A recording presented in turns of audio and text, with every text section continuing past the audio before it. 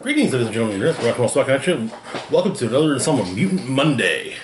Today, we will be doing also a new installment of Armchair Producer, focusing on the X-Men sequels and spin-offs.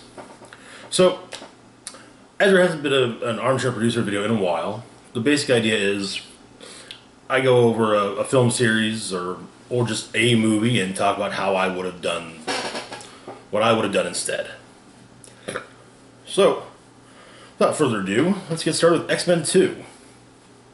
So, X-Men, my version of X-Men 2 would have actually been more inspired by Mutant Massacre than God Loves Man Kills. Now, don't get me wrong, God Loves Man Kills is a great story, and to be perfectly honest, X-Men 2 the X-Men 2 we got would actually have been probably better than my idea. But, the movie would have introduced Angel, Havoc, Polaris, Sinister, and the Marauders. No Magneto. No need. That's one of my biggest problems with the X-Men film franchise is the fact that they shoehorned Magneto in almost every single movie. And probably at the end, possibly there would have a hint of Apocalypse would have been hinted at. So, a breakdown would be 6 months after the first movie. Instead of the Morlock tunnels in Mutant Massacre, it would instead be a halfway house for mutants, which is partially funded by Worthington Industries, hence Angel. Havoc and Polaris would have been among the counselors there. During the attack at the halfway house by the Marauders, Angel's wings would have been injured. And at the end, we would have potentially had a post-credit scene hinting at Apocalypse and Archangel. This would actually be as we're going over the X-Men sequels first, so then we'll get into the spin-offs. But yeah, the next one would actually have been the first Wolverine spin-off, which we'll get into later. So next up we have X-Men 3, Apocalypse, or just X-Men Apocalypse. So the X-Men discover the existence of Apocalypse. It's not really based on any particular story. It's just kind of, bits and pieces of Apocalypse-related stories. Would have introduced Apocalypse, Colossus, a lot of other X-Men. I've actually got a list. Beast would have been introduced in X-Men 2. I forgot about that because I decided that later on.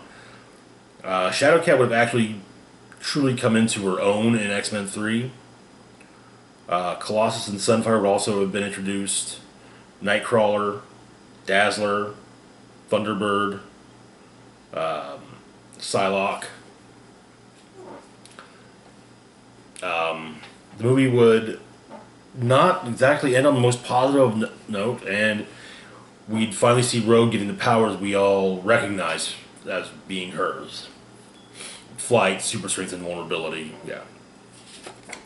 So it would be set shortly after X-Men 2. The X-Men are investigating a string of mutant kidnappings, which eventually lead to Apocalypse. And it turns out that Apocalypse is, holding auditions for his Horsemen. He ends up kidnapping Rogue, and they track him down, but by the time they get there, Rogue has been turned into a horseman. Famine, to be exact. And so they have to deal with her and Sunfire and Archangel and Abyss. And it does not end well for them. In fact, Thunderbird gets killed. So that's how that one ends. Next up, we've got X-Men Gathering of the 12. This would actually be loosely based on the story of the 12, which was supposed to kill off Apocalypse near the end of the 90s or beginning of the 2000s. We get a full-on return of Magneto and Mystique as well as the Brotherhood. Additional Brotherhood members would be introduced as well, including Destiny. It would basically be set up in such a way that if it doesn't do too great, they can say, okay, you know what? The story's ended. That we told the story. So it would be set almost directly after X-Men 3. Mystique, under the guise of Senator Kelly, has Magneto freed, and the two of them and the Brotherhood join forces with the X-Men. Beast and Destiny are the ones who figure out how to kill Apocalypse. Gather the 12. The combined might of the X-Men and the Brotherhood manage to take down the Four Horsemen, and the 12 manage to combine their powers to destroy Apocalypse. As for who the 12 are, this was based on kind of an idea I had for how to do the story in Ultimates, but the 12 there would be a powers correspond with being part of the 12. Like, you have the poles, so that's Magneto and Polaris. Earth, Avalanche. Air, Storm. Water, Iceman. Fire, Pyro. The animal who looks like a man, Wolverine. The man who looks like an animal, Beast. The power of the mind, Xavier. The power of the body, Colossus. The light of day, Havoc. And the dark of night, Abyss. So yeah, they'd actually have to unbrainwash Abyss from being a horseman. Which they do, obviously. Next up, after a hiatus of a few years, we have X-Men Days of Future Past, which would be loosely based on the Days of Future Past story, though it would be much more inspired by the animated series version of the story than the comic book version of the story. It would introduce Bishop, Gambit, Nimrod, Forge, and the Sentinels. It would start off. It would be noticeable. It would be a noticeable. Time has gone by, basically, and the lineup has also changed. Starts off in the future with the bulk of the movie happening in the present, though, with the X-Men trying to prevent Senator Kelly's assassination, which ends up turning out to be a paradox, as it ends up being Nimrod who tries to kill him. And then the big final battle actually briefly pulls the Sentinel program back because Nimrod manages to take control of the Sentinels himself, and yeah. So that is like, okay, maybe that's not the best idea in the world. The lineup going into the film would be obviously Xavier. Storm would be the field leader now, as well as Wolverine, Rogue, Colossus, Nightcrawler, Gambit, and Archangel. Next up would be X-Men Extinction Agenda. So this would be largely based on the Extinction Agenda crossover, which dealt with Genosha, as well as Magneto Rogue Nation, which dealt with Magneto taking over Genosha.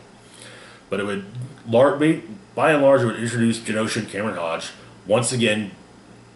Well, it would actually feature pretty much the Brotherhood and the X-Men united to liberate the mutants of Genosha and have almost every X-Men and Brotherhood member ever. At least it's been shown in the films. As well as some just cannon fodder ones. So we would open with the kidnapping of some of the X-Men and New Mutants by Genoshan magistrates, which leads to the reunion of all the X-Men who weren't kidnapped, who are then joined by the Brotherhood to liberate the mutants of Genosha. The basic idea is that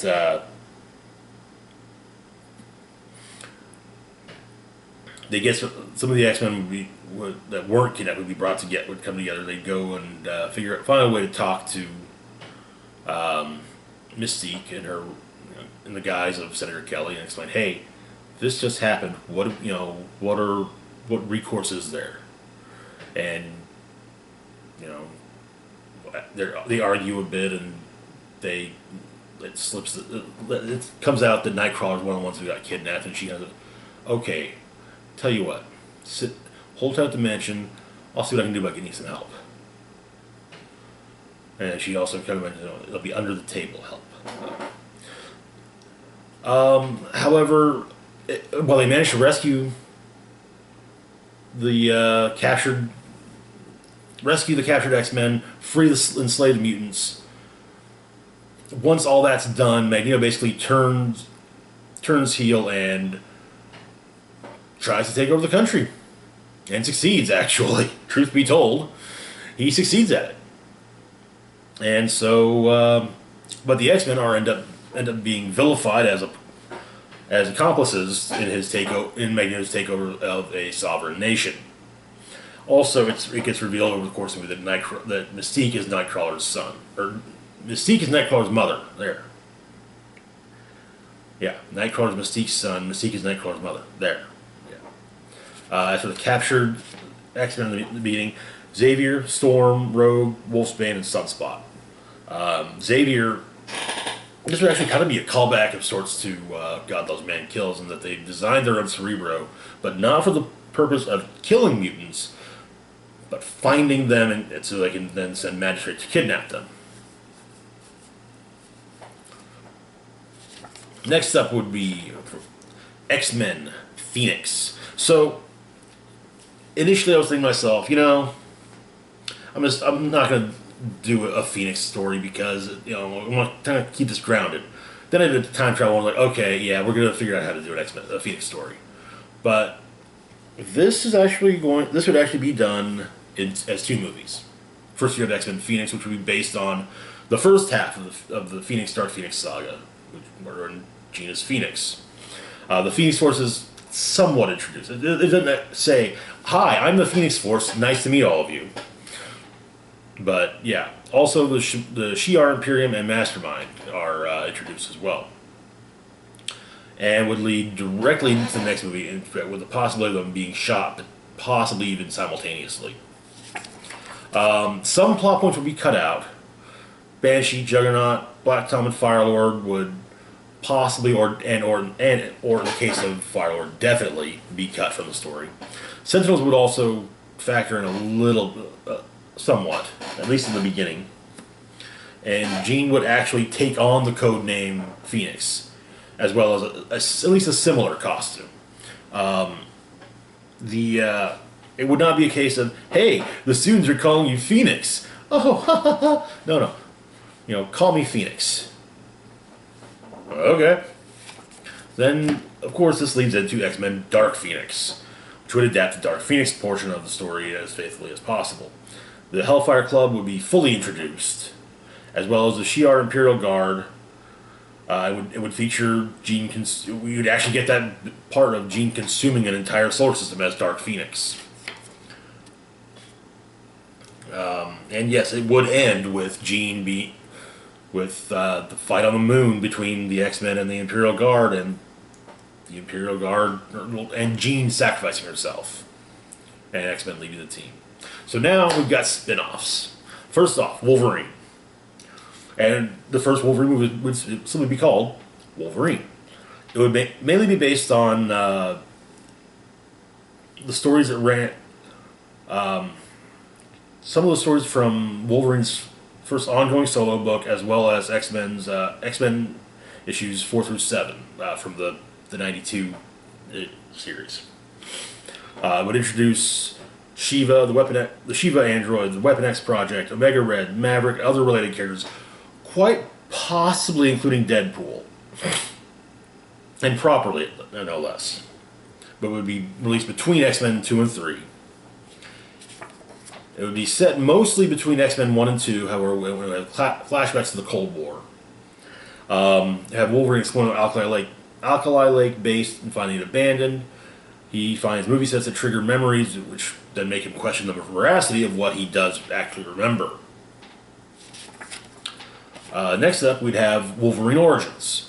This would actually be pretty much based off of the story's Origins and Weapon X. It would truly introduce the non-subject test subject characters from the Weapon X project. The Professor, Hines, Cornelius, yeah. Potentially would have Sabretooth and Wolverine shown to be brothers. It's a simplicity thing for the story, for the sake of the story. Alpha Flight would possibly pop up as well. It would be released after X-Men Gathering of the 12. But it would tell Wolverine's origin story, including his time with Weapon X, as well as possibly his time with Alpha Flight. Next up is Wolverine Blood Hunger. So this is based on the Marvel Comics Presents story of the same name, with the possible inclusion of material from the Claremont Miller Wolverine miniseries. It would introduce Cyber, Tiger, Madripoor, possibly also Viper and Silver Samurai, and it would be released. It would be released after X-Men Days of Future Past. It would be set at an indeterminate point after Wolverine has joined the X-Men. There would be some very trippy visuals to go along with the scene. Wolverine's reaction to being poisoned by Cyber as well. And then we got what would be the final movie in the series altogether, Wolverine: Old Man Logan. It would be as faithful as possible in an adaptation of Old Man Logan. Just like with Logan, we get the Reavers. We'd also get the Wastelands concept, and it would be released after Dark Phoenix. It would be a lot closer to Old Man Logan than Logan was, though. Once again, I have to kind of admit that Logan would probably have been a better version. Logan, what we got as Logan would probably end up being a better version of this. So yeah.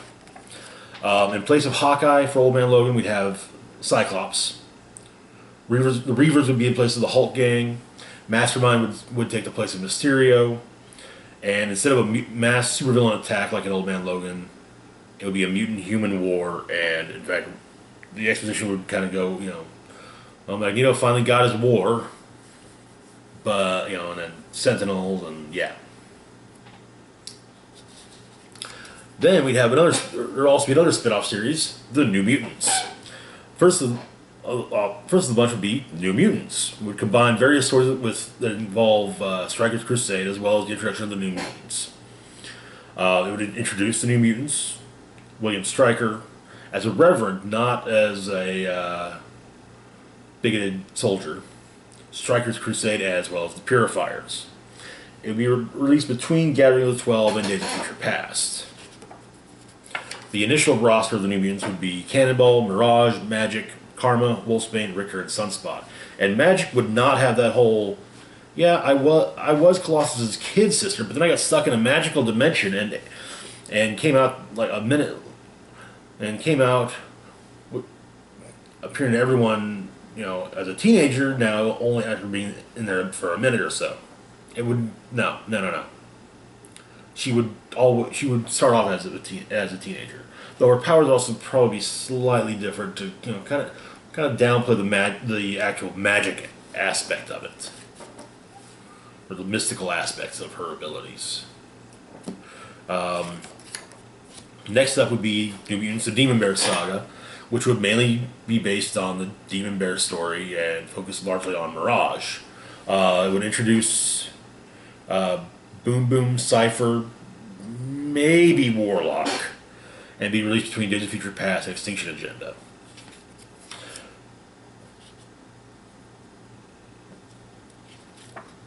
Oh, whoopsie. The final New Mutants movie would be New Mutants Hellfire. It would basically have the New Mutants getting shanghaied into a different school of mutants run by the Hellfire Club, the Massachusetts Academy. And it would include elements of Inferno when it comes to Magic's story arc, but not the full-on, demon lords and yeah. It would introduce the Hellions, including some more recent versions, especially Icarus, to give Cannonball a personal element of the story, as his brother is there.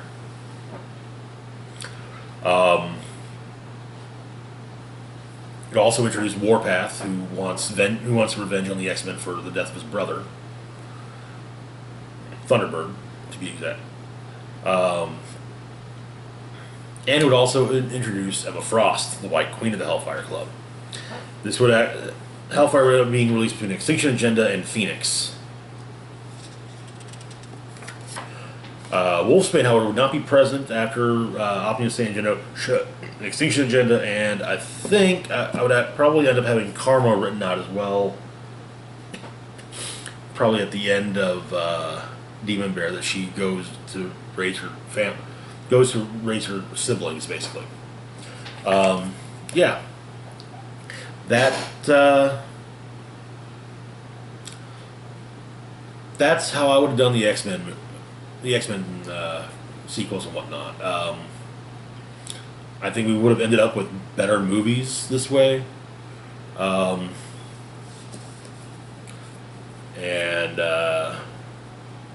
Well, let me rephrase that. We would have ended up with a more consistently good series. Because, let's be honest, I mean, there's a few good X-Men movies. The rest are either all right or garbage. So, yeah. But anyway, that's it for this week's Mutant Monday. Tomorrow we'll be back with the new Building the Team. As always, feel free to like, share, and subscribe. Hit the bell icon to be notified when I put new content. Let me know what your thoughts on the X-Men sequels in the comments. And links to Facebook, Twitter, and Patreon can be found in the description box down below. This is Rocko's Box signing off saying, live long and rock hard.